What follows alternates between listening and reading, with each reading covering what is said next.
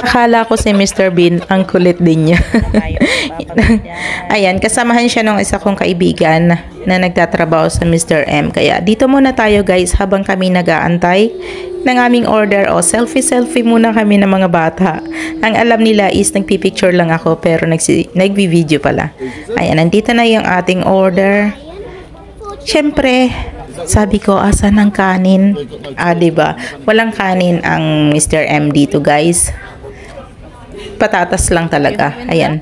Chips lang talaga. French fries lang talaga yung pagkain dito at manok. Parang ganun lang. Tapos burger. Mostly burger ang Mr. M dito. Hindi sila masyadong ng manok. Nuggets lang.